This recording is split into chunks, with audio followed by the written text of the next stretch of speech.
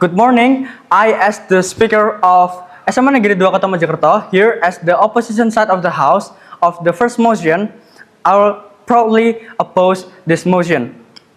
In this motion, gambling offenders refer to criminal related to illegal gambling.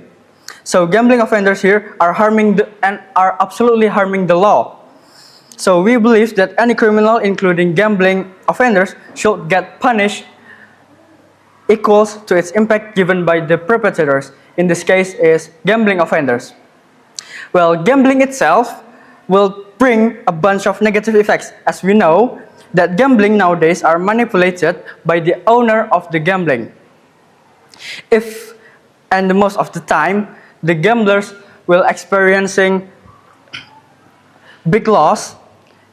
This will brings stress, which leads to violence, tantrum, and mental health disorder. In the other hand, if the gamblers are experiencing temporal winning, gambler will get excited and leads to addiction.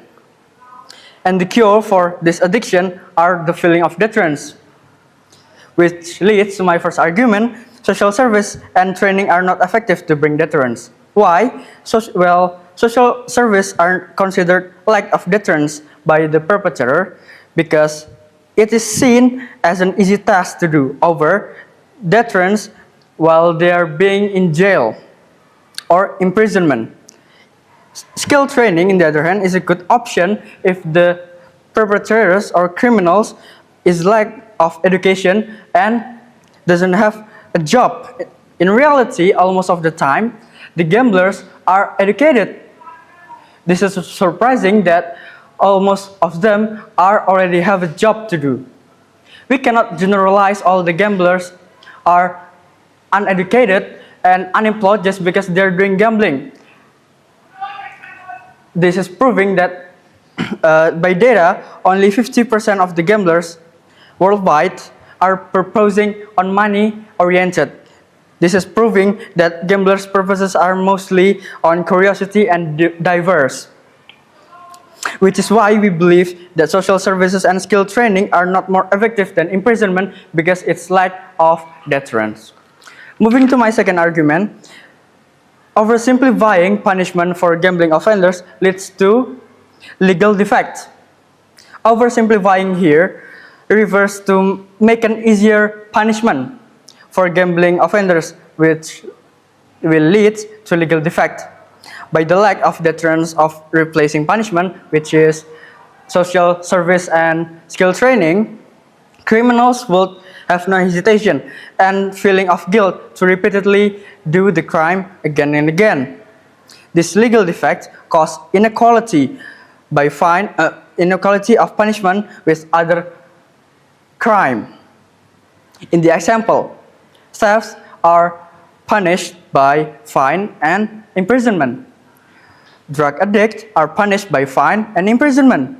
But gambling offenders are doing social service and skill training. Why so? For me, this is a gift for the perpetrators. Much people will going to do gambling and in the purpose of getting free skill training in jail. Police department doesn't have so much money and personnel to supervise the potential gambler in the future. Society also will feel uncomfortable if criminals are wandering around them freely. Take a case in America. Almost 90% of gamblers are recurring their crime again. 90% recurring their crime again. Their gambling activity again. Even in other countries, the data could be different, but this data can be proof that gamblers are tend to repeat their gambling activity. By this, if we make the punishment easier to do, the impact will be worse than right now. In the conclusion, we could serve social services and addition of punishment. Thank you so very much.